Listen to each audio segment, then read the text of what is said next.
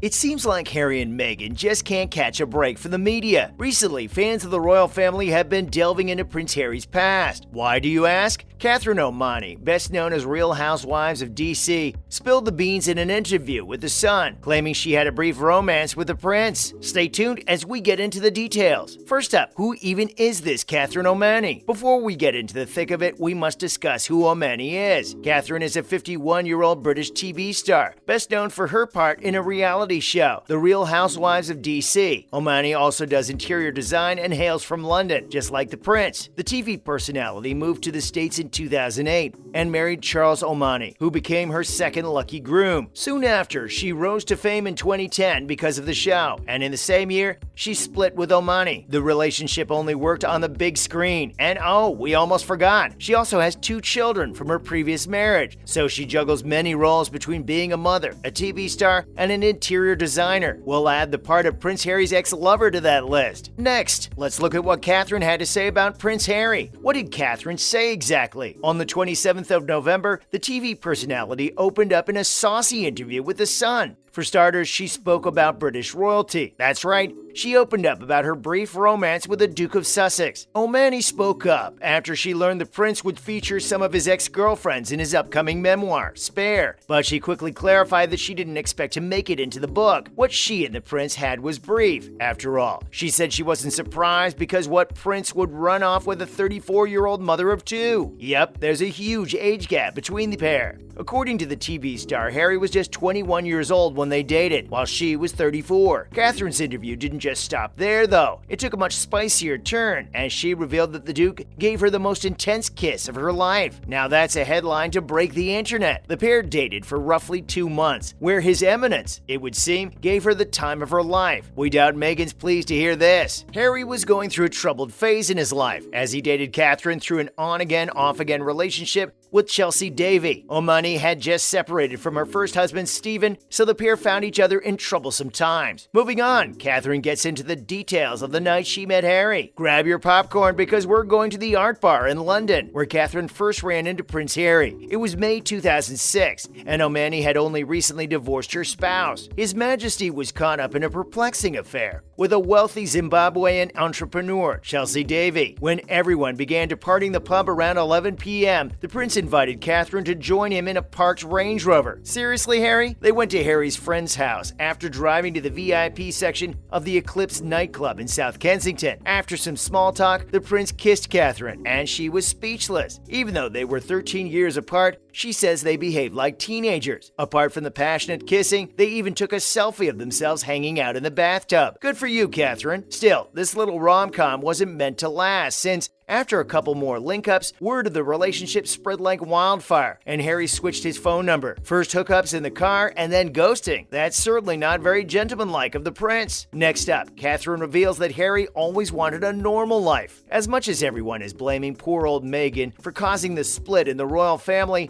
Harry has had his reservations from the start. According to Catherine, the Duke of Sussex had always wanted to stop being a royal so he could live a normal life. Maybe Harry was so smitten with the reality star because she talked to him in a way no one else would dare to. The pair met through some mutual friends in the property business, and immediately, Catherine ridiculed the Australian hat he was wearing. It was undoubtedly shocking for the prince to have someone he barely knew talk to him so casually, almost like he was, gasp, just another guy. Once the two started talking, there was no going back, and it wasn't long before they were swept up in a whirlwind romance. Since then, Harry has worked towards stepping back from the royal family. He and his wife, Meghan Markle, have been making rounds on the internet since 2020, when they stepped down from their duties. Catherine ended the interview by saying she hoped the prince was happy and found some semblance of freedom. God knows, he was searching for it desperately back then. Finally, we need to talk about Harry's memoir. Well, Harry, you might be born in royalty, but that doesn't make it any less weird that you asked your ex-girlfriends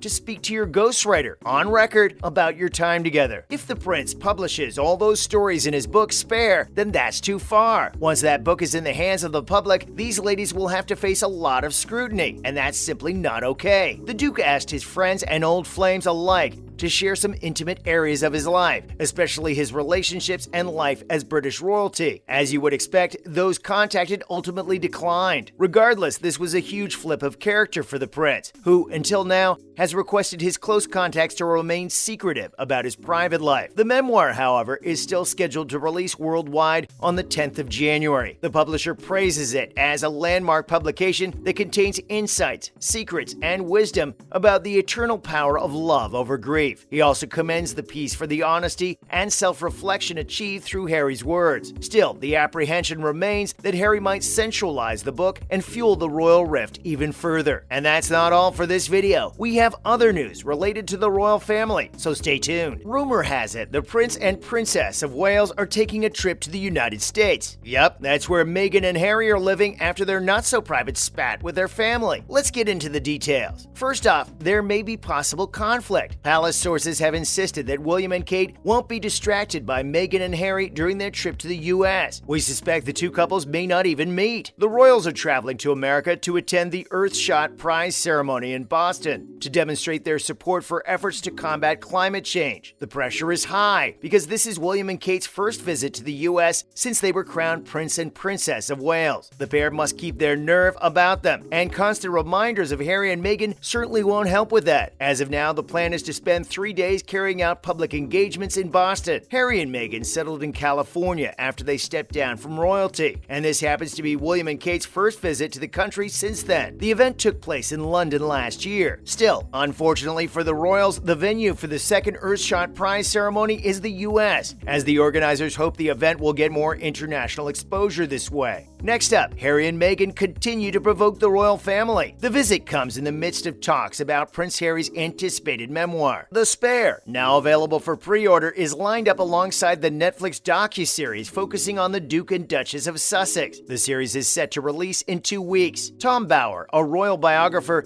thinks that the couple should lose their titles as they seem to enrich themselves at the cost of the royal family. And many others believe the same, criticizing the Duke and Duchess for making a career out of bashing the royals. Finally, Kate and William have better things to focus on. This is the first opportunity for the Prince and Princess to redeem themselves in the eyes of the public. Harry and Meghan haven't held back when criticizing the family and have openly leveled atrocious allegations against the institution. That's why William and Kate need to win over the Americans.